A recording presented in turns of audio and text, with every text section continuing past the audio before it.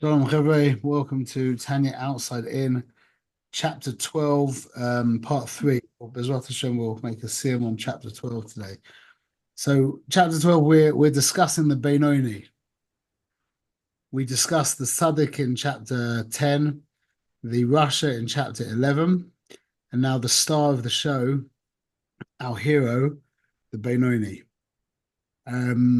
We've explained that he never did an Avera and he never will do an Avera, which is surprising because, okay, to say he never did an Avera, maybe you could say he did Tshuva. Okay. But to say he never will do an Avera, that is that sounds a bit far-fetched. So the point is, like we've said a lot of times, and it's so important to keep this in mind, we are not talking about people.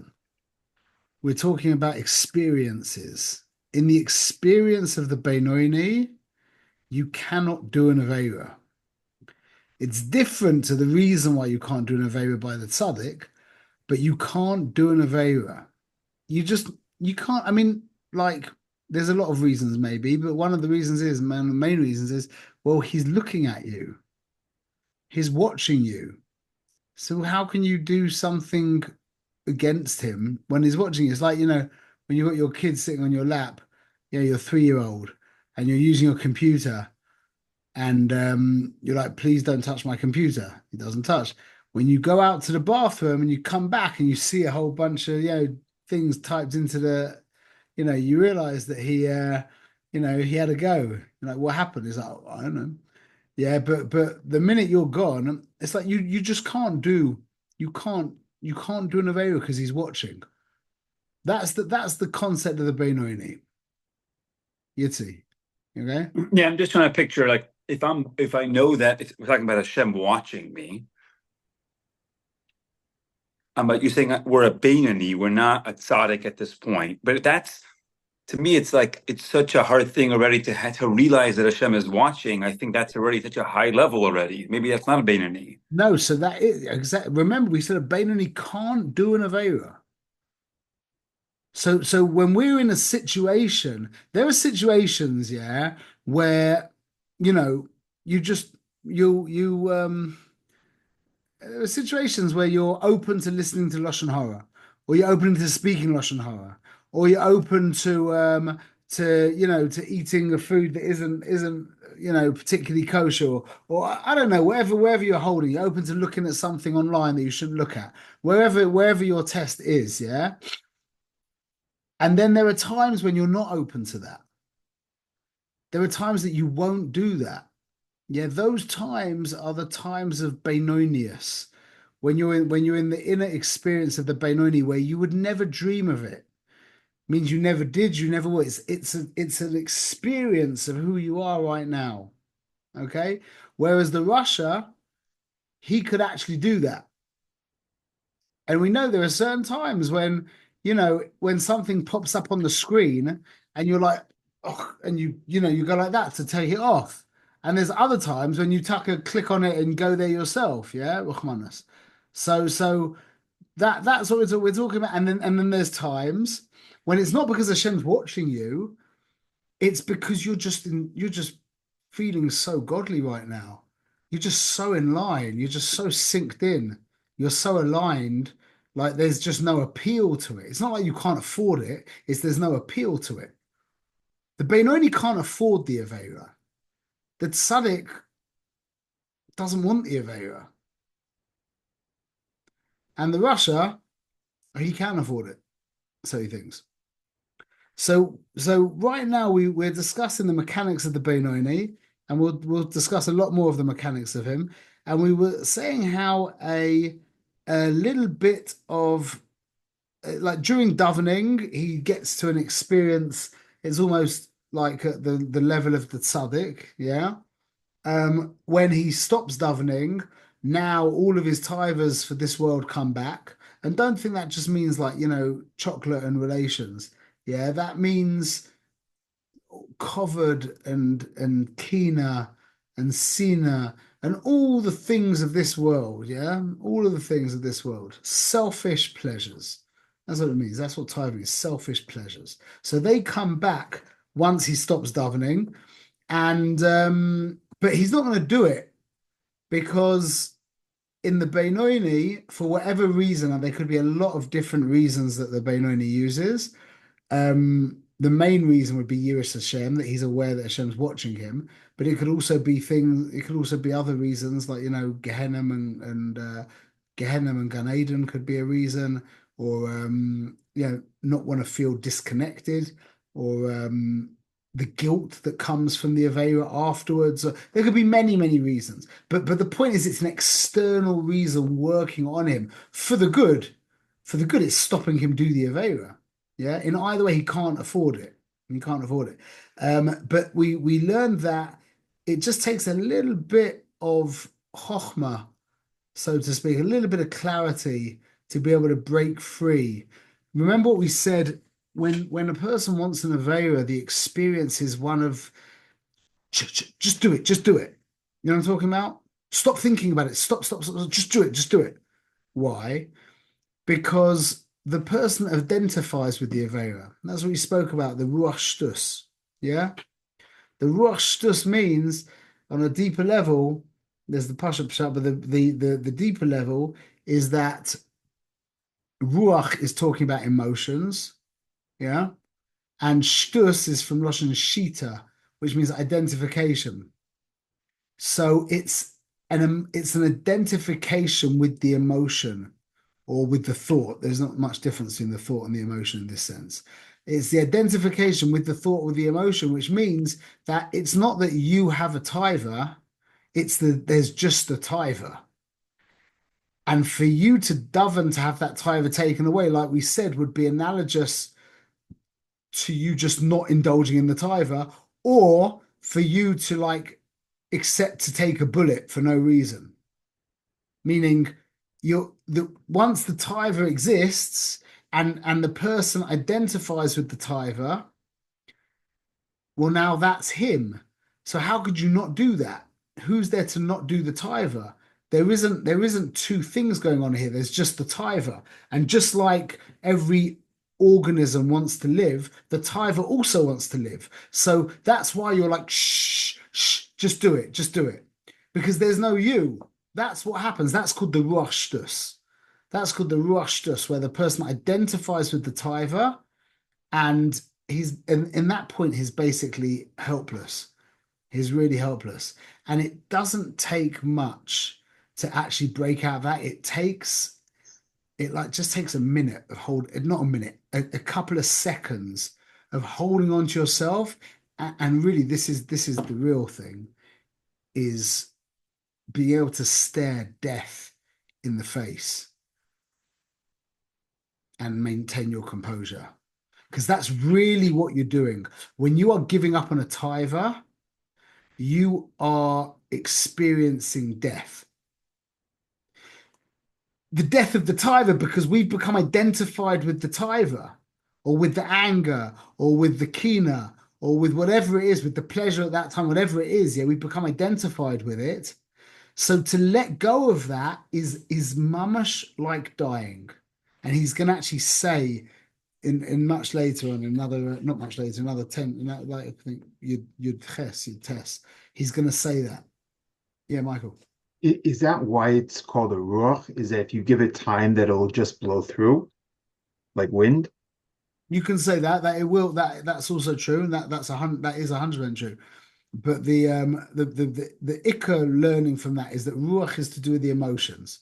You have neshama, ruach, nefesh. Neshama is the intellect, ruach is the emotions, and nefesh is the behavior. So ruach is always that's the world of the malachim, that's all about emotions, love and fear. So it's really the ikka limud for us here is emotions, but for sure it will pass. Gamzi Yavo, it will pass. But this is the real point is that being able to resist the taiva or to daven for the taiva to be taken away, whatever it is, yeah, that takes real courage. It's like not correct to even say it takes willpower. takes courage. I think that's more that paints the picture in a more noble. It's a more accurate, more helpful, and more noble picture. It's not that it takes willpower. You have to be able um, to accept death. It's a death. It's really a bechina of misa. It's the misa of something bad. But you at that point have identified with that thing that's bad. It's a very deep idea. Tremendous. I don't know if there's any idea that's much deeper than that. Okay, so that's where we join us. That's where we join you right now. So the yeah, as a yachol liyois sichos gezil hara behiskalus liboy b'chala smuli, that he once he's governed, once he's finished davening, and he's now 1 minute.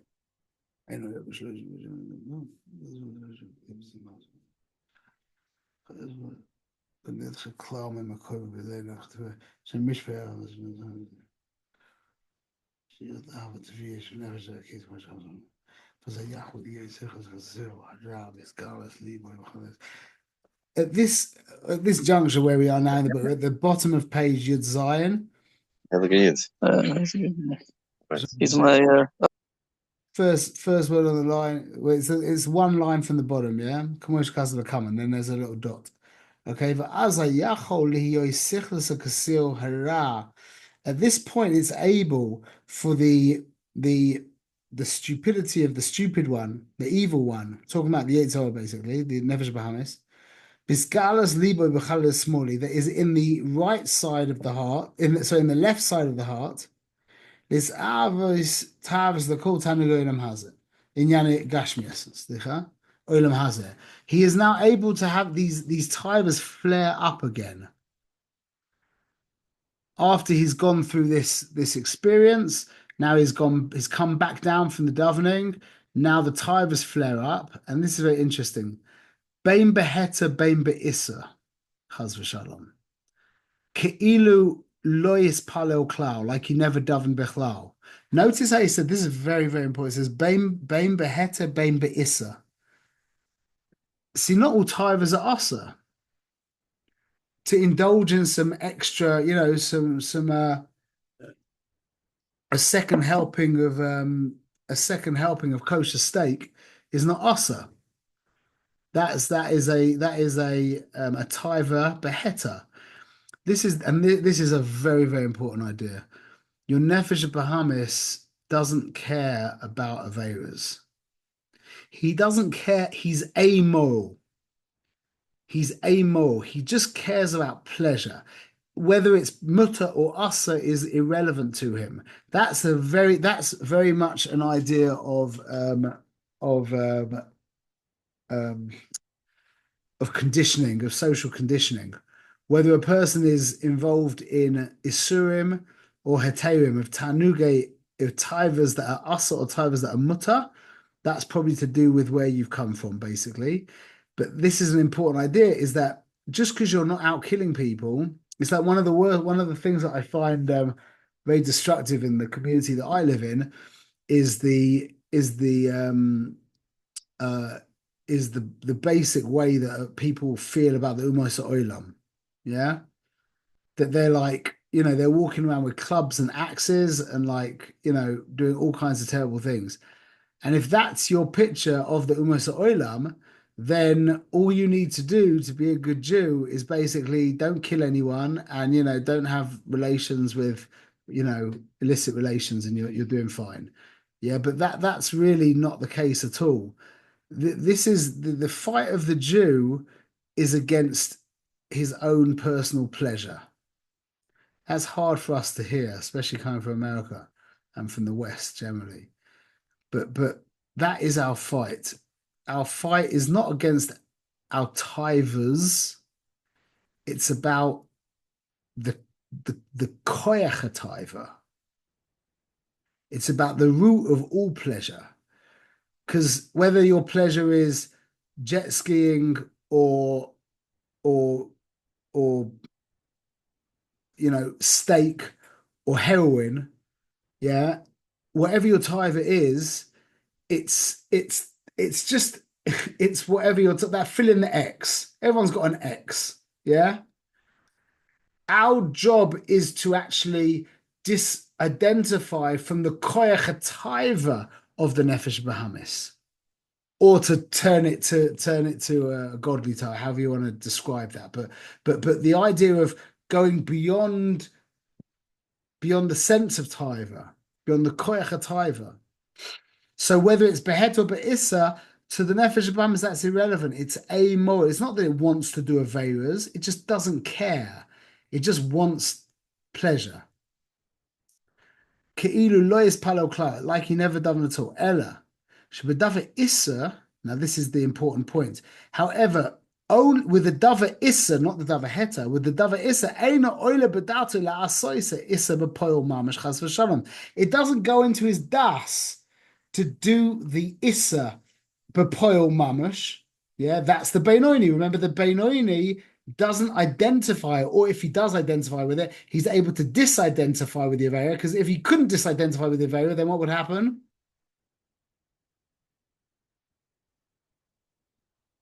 Then he would do the Avera. Biduk. Or, let's say it a bit nicer, he wouldn't do the Avera would do the Avera. His own egg would do the Avera. He became the Avera, exactly. His own egg merged with the Avera, and the Avera does itself. Yeah, so this is the point, but that's only Be'issa. What about Beheta? What about the Beinoini? This is the answer to the question. Does a Beinoini indulge in things that are mutter? And the answer is yes. Yeah. Probably not all that often, but he can, and he probably does. Why not often? Why not often? Maybe. I don't know. He just doesn't do Averas, but he's not necessarily Lishma. I agree, but I would think not often, because a person who's matzliach and not doing any Averas has mastered quite a deep level of das, meaning that he's ready to disidentify. And once you've started disidentifying with Averas, especially if you've ultimately disidentified from Avera, then that means you're in a strong position to disidentify with just taiva bechlal, whether it's overeating, like how probably everybody here, like I think every man above the age of 30, when he comes home from work and eats dinner, he usually eats twice as much as he needs to eat, with how it like drags on, like it kind of drips on you, and then you're searching in the pantry and then you find, oh, I got one of them, and and then you think you finished, but then you find the peanuts, and and it just goes on and on. Yeah, so that could happen by Beinoini, but I still once a person who started to be matzliach and disidentifying from the taiva, from the divrei issa, then you'll see quite quickly that all taivas will start becoming more manageable. Yeah. And I'll tell you one thing that I've said this to you like a lot of times. There's lots of avoiders you can do to help you with this. And this sounds a little bit like masochistic, but it isn't. But things like having a cold shower, or going in a cold mikveh, or doing things that aren't particularly pleasant, that they're not hurt you, they're not dangerous in any way, but for you to just be able to turn around to yourself and say shut up and just go and do it, is a very good example of that is when you go to the gym, yeah, and you're running or you're doing weights, and you push that barrier, and your body's like going, no, I can't. And you just say, shut up, and you do it. And you run that little bit extra or whatever it is. Every time you're able to do that, you just turn around to the goof and say, shut up. And you push yourself a little bit further. As long as you're not like doing it with a big Guyver mindset, then you've managed to dislocate yourself that little bit extra from the taiva and from your oineg. And that puts you in a much stronger position to be involved in this world. Okay, so it doesn't go up in his mind, it doesn't go into his das, la'aseh issa b'poil mamash, chaz v'shalom, to do the actual Aveira. Yeah. Ela hihure Aveira, kashme Aveira, יכולים לפעול, לעלוז למויcho לבאו בלוי מטוי v'avoida. However, and this is another trademark experience of the Benoni, is annoying thoughts popping into your head. He says Ihure Avera, like Ihure is like thoughts of an Avera, which usually means neaf, like relate like dirty thoughts. Yeah, Akashim Avera, that in a sense are even worse than Avera. Yeah. Yacholin lepoil la'alois, they are able to kind of go up into his mind and distract him and confuse him from his Torah and Avodah. Kamar as Chazal said, Gimel Averas Ein Adam Nitzo Mehem B'chol Yoim. There's 3 Averas that a mensch is not saved from every day. Here Hu Avera, the Ian Tefillah, and then he goes V'chulei, but the last one is a Vak Lashon Hara. So it's there's some the 3 Averas that a mensch is not saved from is Neaf Dicker thoughts. How do you say that in English? Like dirty thoughts. How would you say that in a cleaner way than dirty? Immoral. Immoral, thank you. Immoral thoughts, not davening correctly, not putting Ian into the tefillah, that is an Avera, and it's also a waste of time and it's self-destructive. You should be putting a lot of Ian into your tefillah. Yeah, make sure you invest at least 25 minutes into the Zimra. The benefits are... I think it means the contrary. It's something called Ian Tefillah, which is a bad thing. Not doing Ian Tefillah. No, Ian Tefillah? No, it means that you're not putting, it means you're not being ma'ayin into Tefillah. It means that you're not having kavanah. There's something called Ian Tefillah, which the Gemara says. There's something called Ian Tefillah, which the Gemara says is a bad thing. Really? What is what? I've never heard of that. What is that? Sarchian, yeah. It's like davening and feeling confident that you're going to be answered or something. Oh, really? Oh, wow. Oh, so we can daven Yeah. less now? This is great. I'm just kidding. No. You still have to daven more. I'm going to look into that. That's a big Kiddush Shemesh, Koyach Gabriel. Thank you very much.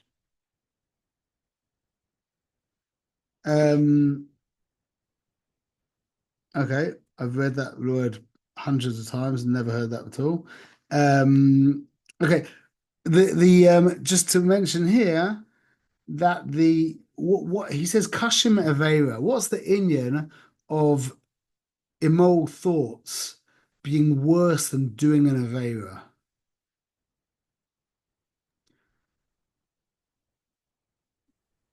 So I would think, go on. I mean, when your mind starts working, you get further and further along than actually doing the Avera. So that could also be true. The way that Rav Manis explained it is that you have 3 levels of garments, 3 levels of behavior. You have the inner behavior, the middle behavior, and the outer behavior. Thought is the inner behavior. Dibur is the middle behavior, and action is the outer behavior. And they're garments. So you have your undershirt, that's machshava. Then you have your regular shirt, that is that's speech, and then you have your ma'il, your jacket, that is action. So the machshava actually sits on the nefesh.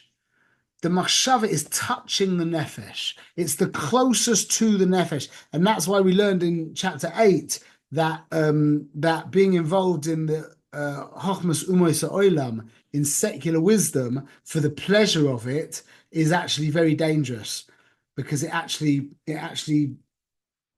clogs up, so to speak. It dirties the actual seichel of the neshama.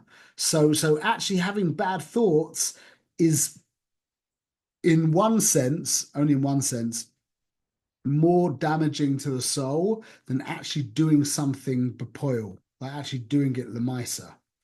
Okay, in one, there's other ways of understanding that, but because the koyach machshava is actually the inner garment and it's touching the soul itself. If we make that garment filthy, yeah, then it's actually going to have a deeper effect on the nefesh. Whereas if we're just doing the act and we're not thinking about it, which is possible, yeah, it could be. There's other things going on as well, but it could be in this sense that there could be less damage done to the actual soul. Okay. רק שזה מויל הרשימו במויכין וירס השם ויעבס השם ומססרס בחל ימיני לסגבר לשלוי על הרע הזה מהטייבה שלוי המסער טייבה שלוי ליועס לא ישליט ובמשל לבאר לא יציא תאבס המקויח על הפועל יסלבש בעברי הגוף. Okay, just to unpack that now, he's basically explaining what we've been talking about for the past couple of years about the benefits of tefillah, the ikka benefit of tefillah. And there's loads of benefits of investing in tefillah. Shachris we're talking about. There's loads of insane benefits of giving Shachris the respect that it's clearly due. But the biggest one is this. The biggest one is that the experience of tzaddik that you have whilst you're davening properly remains with you. It leaves a reshima, like an imprint with you, and that is what gives the Beinoni the koyach to not do aveiros, be'ikah. That is the ikah tool of the Beinoni. The ikah weapon that the Beinoni has is shachris. His main weapon is shachris. The Beinoni davens shachris like a mensch. And the rewards of that are, he doesn't do aveiros.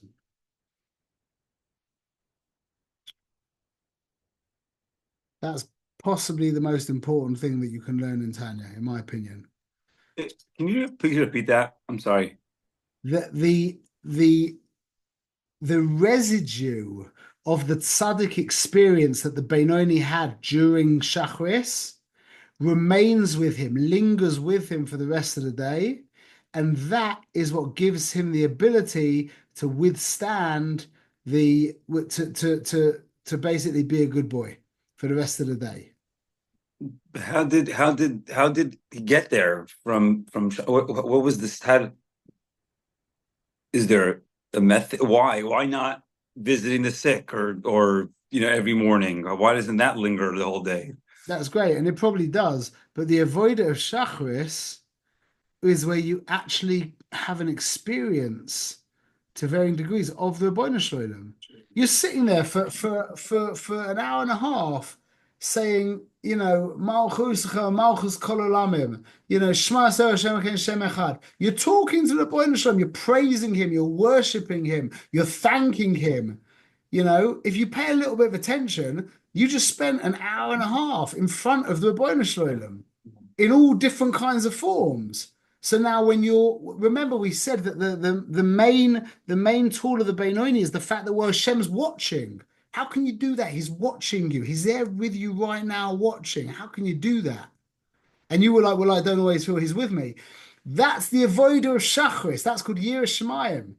Shachris provides you with that lingering awareness of the fact that the Rebbeinu Shlolem is with you, watching you, there by your side, or you're by his side.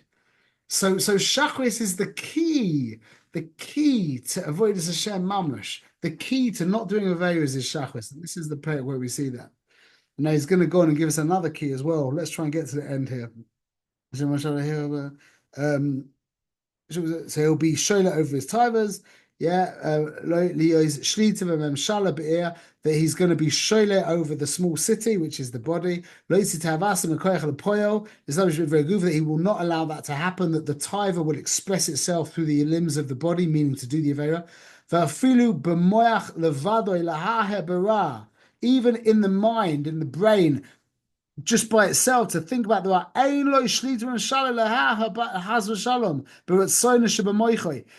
he still has shlita. He's not going to be able to do that, or he won't do that. To think willingly over immoral thoughts. Shekibul b'rotzon chas v'shalom. That he's going to entertain this bad thought. Is he a man? Yes. Does he have immoral thoughts pop into his mind? Yes. Does he entertain them? No. That's the Benoni. The bad thought comes into his head and he's like, oh, oh. You'll see him do that occasionally. The tzaddik, you'll never see him do that. If you watch the Benoni 24/7, you'll every now and again see him like go, whoa, whoa, like that. Yeah, you won't see that by the tzaddik. And also, the Tzemach said is that one of the biggest differences in the Benoni and the tzaddik is the dreams. So that could also be by dreams as well, but you're obviously not going to know their dreams. Okay, but we're about to learn the other tool that we have, the other Ikka tool. Listen to this. But the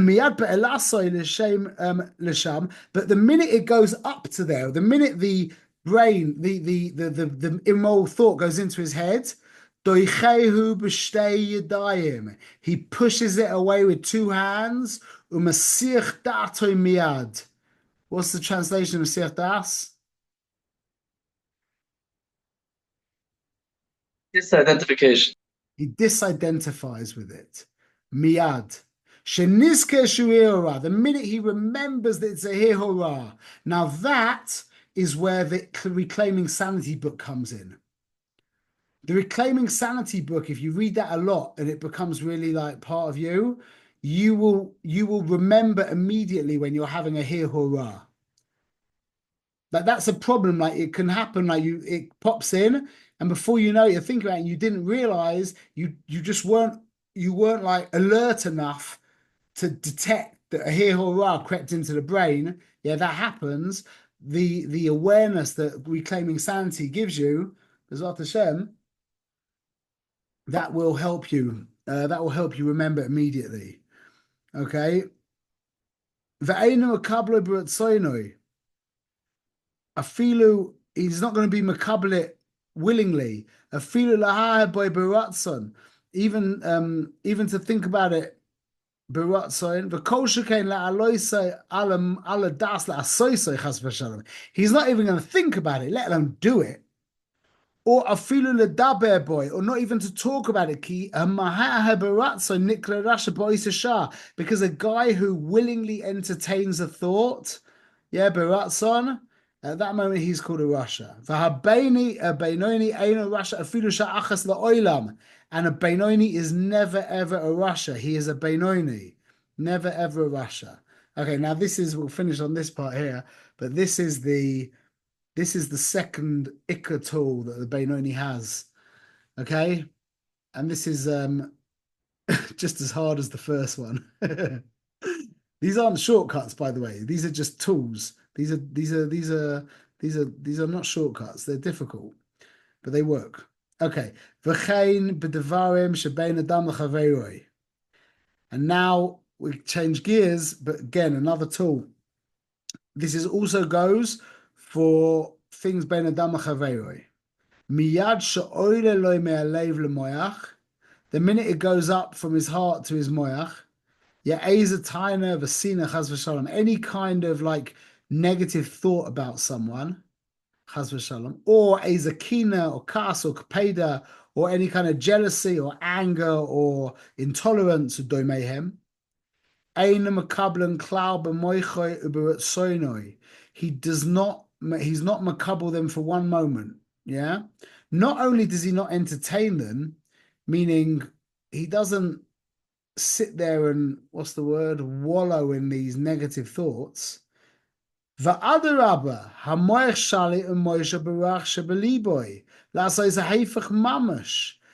really, what happens is because he goes the opposite way, because the brain is sholet, is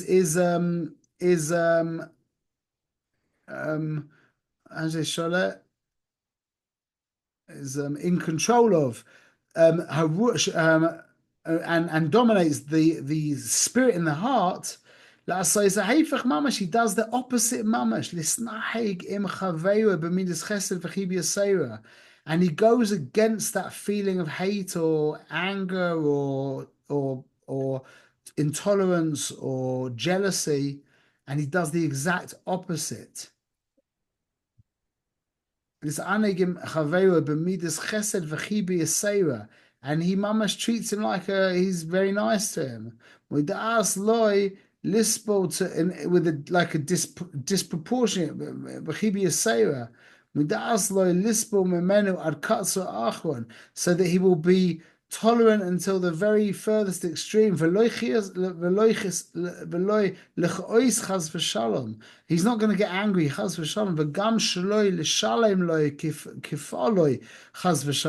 And he's not going to like take revenge.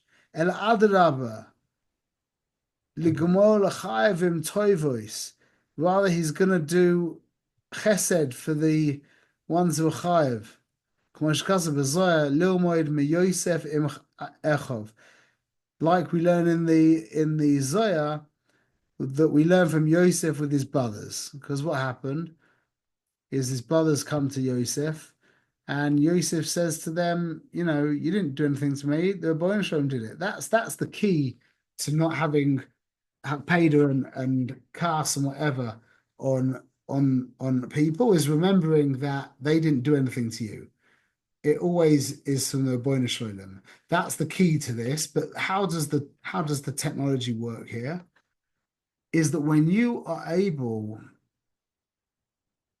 to disidentify from these emotions towards that person that you hate, yeah, you have just taken a huge step forward in your ability to just disidentify with the tivers of the heart. Because those are some of the strongest tivers there are. When somebody does something bad to you, yeah, the kind of negative emotions that boil up are, you know, in most cases are intolerable. They're so powerful, they're so overwhelming that the Rebbe basically says, look, remember that this person did not do this to you. The Rebbeinu Shalom did this to you. They were his messenger, but they didn't do it to you. Yeah, this is between you and God. Once you can do that, and you can react to them in a kind, loving way. Don't forget, you might have the mitzvah of Tochacha, or there might be other mitzvahs involved where you actually have to do something to set them straight. That's a side point. But if you're able to disidentify from that emotion, yeah, that is a huge step forward in your relationship with the Rebbeinu Shalom. Meaning you've just taken a massive step back from your own sense of self and that deep sense of pleasure. And that will hold you in good stead for all the times. Remember, it's such a klipadika way of looking at the world, talking about working on this Aveira and working on this Aveira, and then doing this mitzvah and working on this mitzvah. That is it's an unhealthy. There could be like specific strategies and techniques maybe that are necessary to think about, but the overall picture is a disidentification from my own personal pleasure, and that will allow you to be that will push you up in your ability to withstand all temptations, whatever your X may be, whether it's internet or anger or drugs or whatever the thing may be, whatever your X is. If you can manage to rip yourself a little bit away from yourself, from your sense of pleasure, your whole avoider steps up. The whole thing steps up. And if you can identify yourself a little bit deeper with the Rebbeinu Shalom, all your mitzvahs pick up. All your mitzvahs pick up. It's like, why would you be involved in, like, you know what it's, what Stephen Covey called it, Lahavdil? He called it hacking at the leaves as opposed to striking at the root. Why would you hack at the leaves when you can strike at the root? One of these avoiders that we're talking about here, all those 20 different projects that you had, they all, in a synchronistic They all just went boom, boom, boom, boom, boom, boom, boom. As opposed to I'm working on my Lashon Hora, and I'm working on my Shmir Sanayim, and I'm working on my Tikkun Yasoid, and I'm working on my Taiva Sachila, and all of the different avoiders, yeah? Whereas if you're cognizant of the oimek of the fight, which is a fight against this delusional sense of self, this phantom that I exist separate from reality, that I am my own, I am a law unto myself. Yeah, that absolute delusion that is the source of every bit of suffering that we have in our lives, whether it's with our wives, whether it's with our kids, whether it's with our employees, whether it's with ourselves, whatever it is, it's always the same thing, is we've been taken by that phantom sense of independence. That's the most false thing there is. And the more we work on just separating ourselves from that, like someone sits in a chair at shul, you want to be getting to the point, but when someone parks, I live in Israel, yeah, so this doesn't happen in America. But the other day it happened. Someone parked in my parking spot in my building, like my parking spot, and they park, and I'm working on trying to not even sigh. They parked in your parking spot. Who parked in your parking spot? Wait, I think the Boyenstein parked in your parking spot. Wait, it's not your world. This world belongs to a boy. It's not your world. You think it's your parking spot? This guy got sent by the Rebbeinu Shalom to park in your parking spot to give you the schus of being able to extract yourself a little bit further from the delusional, the delusional psychotic, psychosis that you've been in for the past 40 odd years. Gewaldig. Come up to that guy at the end and say, can I bring you some tea and coffee or something?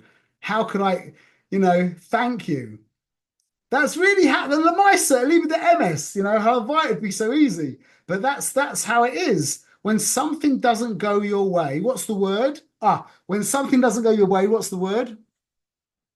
You feel, if you had an expectation that it would go a certain way and it didn't go that way, what's the English word? Disappointed, slighted. Nearly. Disillusioned.